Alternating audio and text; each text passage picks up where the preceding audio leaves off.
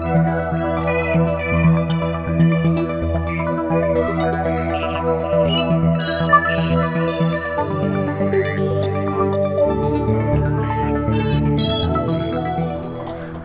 man, was such a nice, comforting sound. Now all of a sudden, ooh, it's that buzzing sound. Not good. And it's feeling kind of warm in the fridge. Still have some ice cubes, but it's like they're starting to melt. And pull out the fridge and have a look. Uh-oh. Sounds like the compressor's not starting.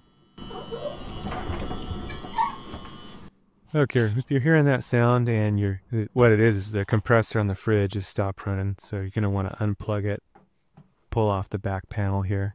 This cardboard here is actually useful to the function of the machine, so you don't want to throw it away or you don't want to tear it off or anything like that. You really do want to take the screws off and save it for putting it back on, because it aids in the energy efficiency of the refrigerator. So I'm going to pull out all the screws here, and then we're going to look at what is the relay and common start and run terminals on the compressor. What I have is these starter packs. I'll be taking it out.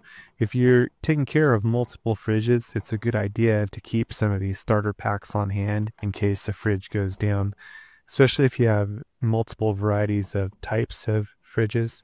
If you have all the same brand, you can kind of stock the correct capacitor or relay for your fridges, and so you can just change that. If not, you can use these starter packs. Starter pack is kind of nice. It's a 3-in-1 starter pack, and they come in different horsepower sizes. There's a 1/3 to 1/4 horsepower is a common size, and I find that works for older refrigerators. The black and the blue here are another size is a 1/5 to 1/12 horsepower, and this works in my experience better for newer fridges. What I usually do is stock both of them, and if I have a fridge that goes out, then I'll use the lower horsepower one first, try that, and if that doesn't work, then go with the higher one. A lot of times this situation is kind of you got nothing to lose. You know, you can again get the manufacturer design relay for these, but sometimes in a situation where you don't want the food to spoil or you need it right away, it's definitely nice to have these starter packs so you can get it going. The design on these is not that easy to get into. As you can see, it's pretty cramped quarters, pretty tight, a lot going on with the refrigerant tubing and everything, but it's enough to get in there, get it done. The starter packs come in 2 different sizes, as I was telling you. Those are the most common and generally will get you through just about anything you come across. So again, I like to stock one of each. Here I'm taking off the little clip that holds the compressor cover on. It holds this capacitor in place and in the wiring, the relay.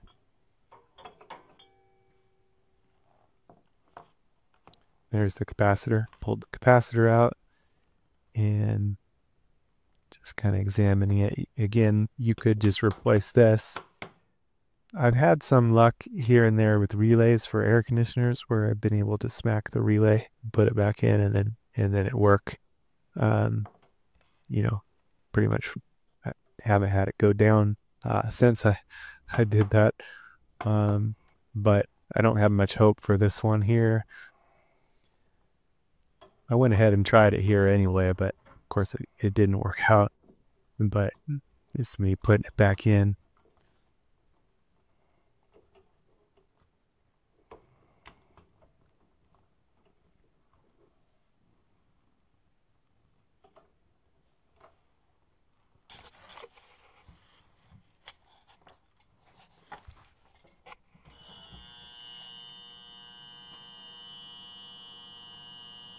You'd think they'd tell you the horsepower rating on the compressor itself or inside the fridge, but they actually don't. You really have to know uh, what's going to work out for you. And like I said, on newer fridges, the lower horsepowers tend to work, the 1/12 to 1/5 horsepower for the 3-in-1 starter pack.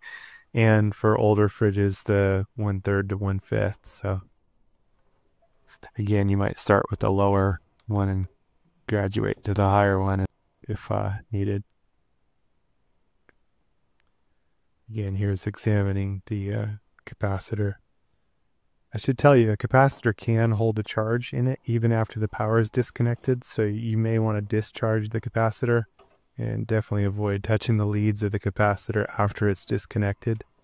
There are some capacitors that discharge through the motor windings, but I wouldn't leave that to chance. You can watch my video on discharging capacitor, how to discharge a capacitor if you want to. Here you can, well, it's not that easy to see, but there's 3 posts on the compressor: the common, run, and start post. Right here is the wiring harness that mounts to those leads. This is your 2 power wires coming in. We'll be connecting those two. We'll be cutting these off, wire stripping, and then connecting those to the 3-in-1 starter pack. And then there's 3 leads, the 3 leads that'll go to the compressor itself.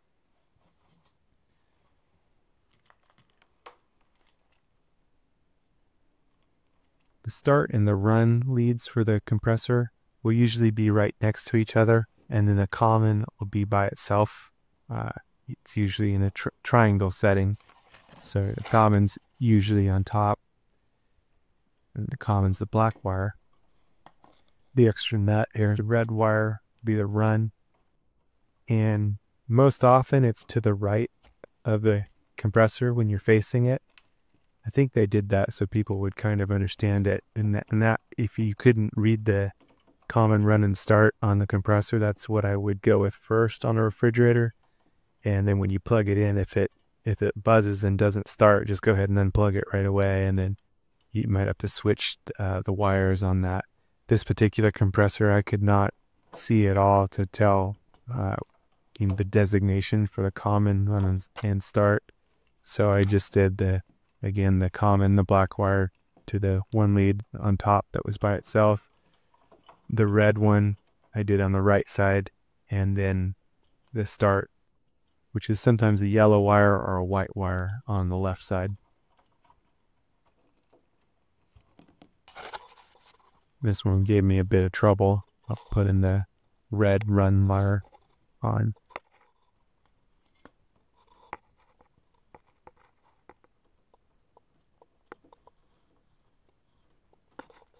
Again, this is all tight quarters, and you want to be careful for sharp parts, and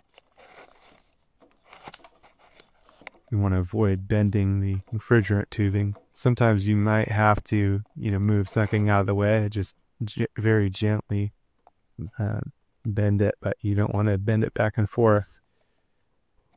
It's probably better not to bend it at all if you can.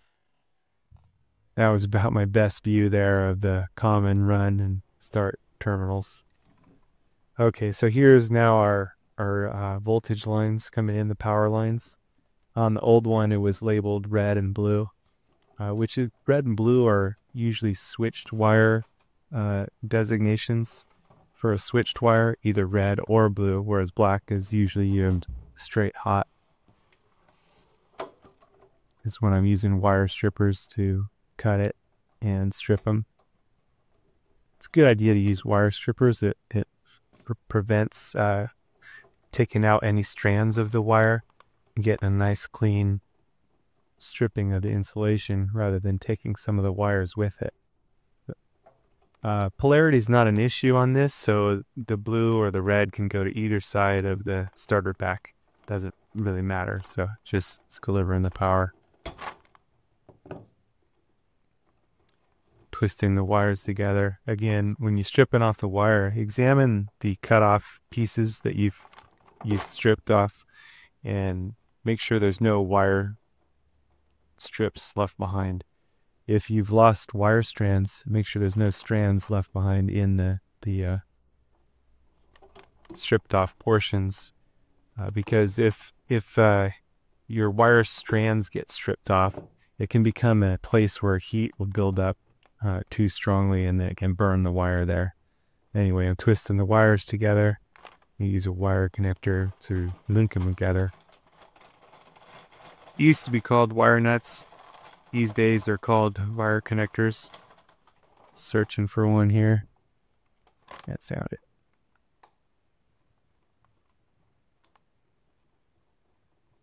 Just twist right on. And you can kind of give the wires a tug to make sure that it's not going to pull out on you. As long as you're twisted together and the wire nuts are threaded on, generally good to go. Now we're ready to plug it in. Check it out.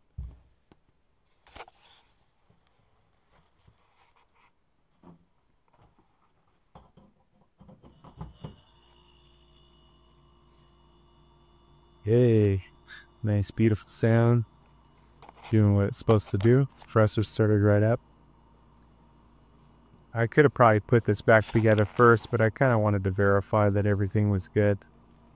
Probably not really a good idea to be handling it with the power on. And definitely don't want to put it back in there with the power on. Just too tight. And of course the fan blade spinning and everything else. You don't want to become crispy fried and don't want to be blended either. So you will not blend. Anyway, it's up to you to find a creative spot to hang this on. It's got this little clip on the side of it that lets anchor it. But again, not always the easiest thing to find a spot. I was able to tuck the wiring around and was actually able to hang it right on the compressor top cover itself, which actually ironically worked out perfect. The nice thing with that clip being anchored on there is if you do have to move the fridge in the future, the whole deal isn't just going to be hanging down where it can get munched. So now it's clipped on. And now we're ready to put everything back together, to put the cover back on. And this cover is important to the function of the machine. It's probably a good idea while this was apart to blow it all out and clean it all out, but I'll leave that for another story. Here's another look at that capacitor, and if you wanted to use this 3-in-1 starter for a temporary fix and then order the correct capacitor, you could do that. I've had pretty good luck with these starter packs, and that compressor, it could just be that compressor is just having such a hard time started that it really needs the extra hard start kit that's in the starter pack. So it really depends. Again, I've had really good fortune using these and haven't had one go down after I've installed it. So I'm just going to leave this one in place. Again, I can take the capacitor back and I could order that relay or that capacitor, but I'm not too worried about it. Put everything back together. If you had your fridge plugged in, it's a good idea to wait about 5 minutes. So putting this cover back on is just perfect before plugging it back in. The 5-minute wait will allow the compressor pressures to equalize. Otherwise, the compressor might not start if you tried to plug it in too early. Now we're ready.